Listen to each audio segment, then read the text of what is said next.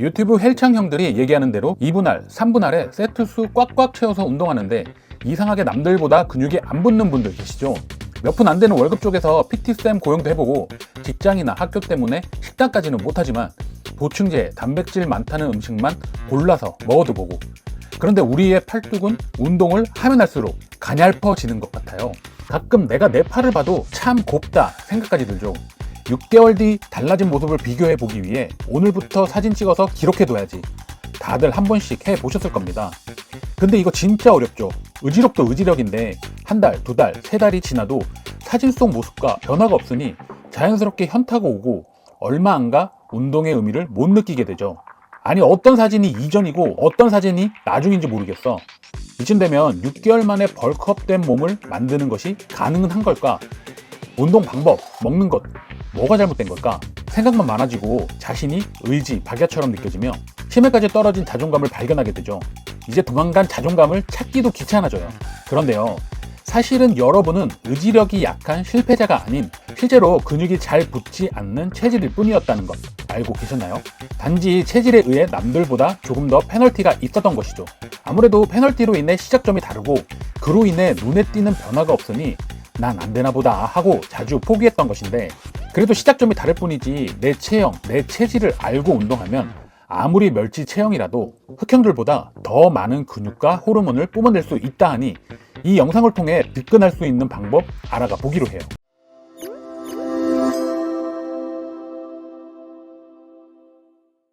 외배업 체형은 주로 마른 체형으로 신체적으로 긴 팔다리와 작은 관절을 특징으로 합니다.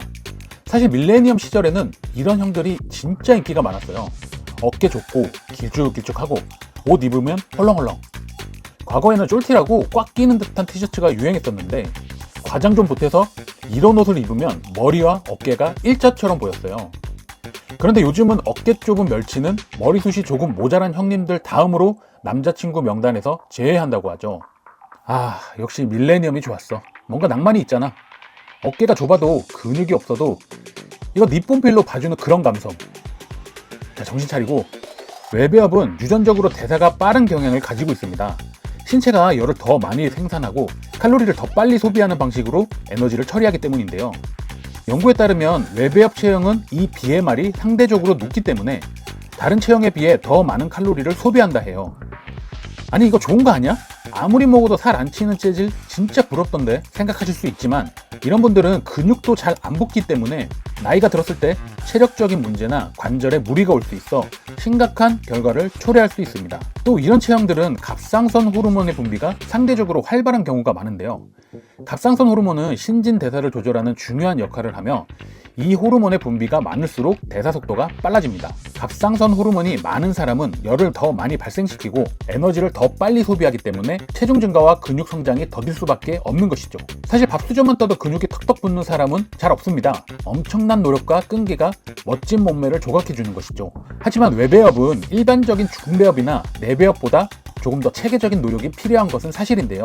그럼 지금부터 멸치형들이 헬창으로 거듭나기 위한 방법에 대해 알아보도록 하겠습니다. 외배업 체형은 근육을 키우기 위해 무거운 중량의 저항 운동이 필수적입니다. 저중량 고반복 운동보다 세트당 6에서 8회 정도 수행하는 고중량 저반복 운동이 근육 성장을 자극하는 데 도움이 되는데요.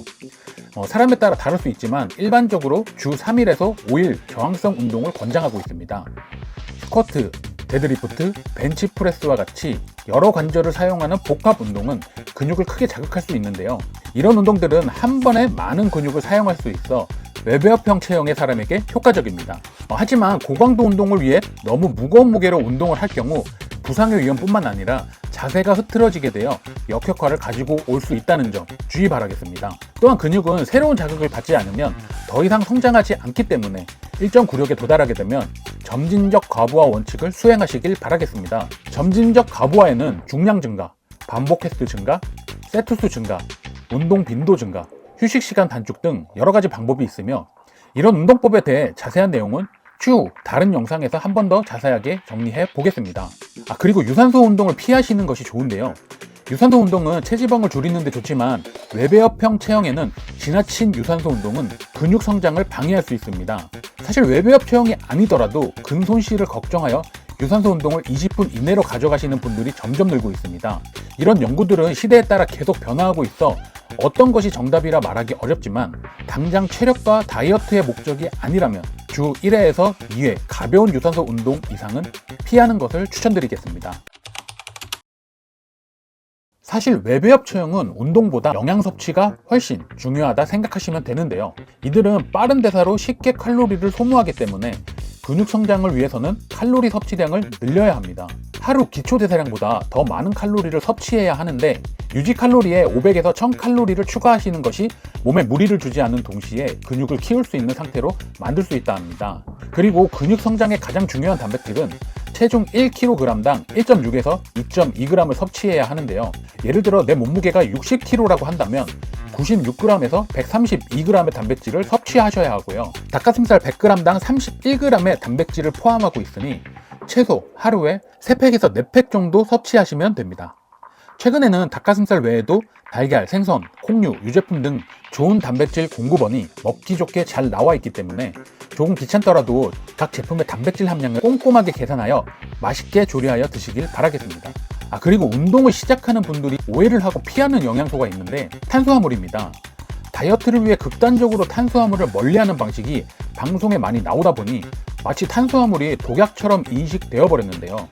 탄수화물은 단백질만큼이나 득근을 하는데 중요한 영양소입니다. 특히 외배업 체형이시라면 고탄수화물 식단을 유지하는 것이 좋은데요. 운동을 할 때 우리 몸은 몸속에 저장되어 있는 글리코겐을 활용하여 에너지를 내는데 글리코겐이 바로 몸속에 저장되어 있는 탄수화물입니다. 글리코겐이 떨어지게 되면 우리 몸은 근육과 지방에서 에너지를 뽑아쓰게 되고 이렇게 될 경우 아무리 고중량 운동을 반복한다 해도 근육이 커질 수 없게 되는 것이죠. 때문에 운동 전후로 단백질과 탄수화물을 함께 드시는 것을 추천드리고요. 이때 아보카도, 견과류, 올리브유 같은 건강한 지방을 함께 섭취하셔서 칼로리를 높이고 호르몬 균형을 유지할 수 있도록 신경 써주시길 바라겠습니다. 외배업 체형은 빠른 대사로 인해 회복 시간이 중요합니다. 충분한 휴식을 취하지 않으면 근육이 제대로 회복되지 않고 성장을 방해하는데요. 같은 근육 그룹은 최소 48시간 이상 쉬게 하는 것이 좋습니다. 예를 들어 월요일 가슴과 어깨, 삼두근을 좁혀줬으면 하루 쉬고 다음날 겹치지 않는 등과 이두근, 그리고 또 하루 쉬고 다음날 하체를 조져줌으로써 각 근육이 충분한 휴식을 갖도록 해주는 것입니다. 사실 외배업 체형이 너무 의지가 강하면 주 5일 이상 고강도 운동하여 근육이 오히려 빠져나가는 경우가 매우 많거든요. 불타오르는 의지를 조금 내려놓고 운동을 쉬라고 권장하는 거니까 편하게 개꿀이라고 생각하셔도 될 것 같습니다. 하루 7에서 9시간 수면은 근육 회복과 성장에 필수적인데요. 수면 중 특히 깊은 수면 단계에서 성장 호르몬이 분비됩니다. 이 호르몬은 근육 재생과 단백질 합성을 촉진하는 역할을 하는데 한 연구에 따르면 수면이 부족하면 이 성장 호르몬의 분비가 줄어들어 근육 회복이 지연될 수 있다 합니다. 또 수면이 단백질 합성률에 영향을 미친다는 연구도 있습니다. 단백질 합성은 근육 성장을 위한 핵심 과정이며 충분한 수면이 이를 최적화하는 데 중요한 역할을 합니다. 그리고 코티솔은 스트레스 호르몬으로 수면이 부족할 때 코티솔 수치가 증가할 수 있습니다. 높은 코티솔 수치는 근육 단백질을 분해하고 근육 성장을 억제하는 경향이 있습니다. 결론적으로 충분한 수면은 근육의 회복과 성장에 필수적이며 특히 근력 운동을 하는 사람에게 수면의 질과 양이 매우 중요하다 할 수 있습니다.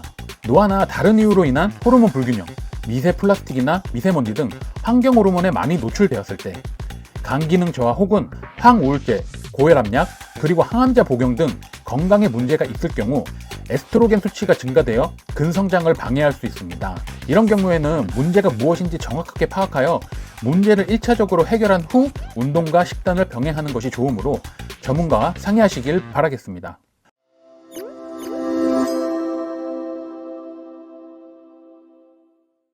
오늘은 외배업 체형의 멸치 탈출을 위한 방법에 대해 알아봤는데요.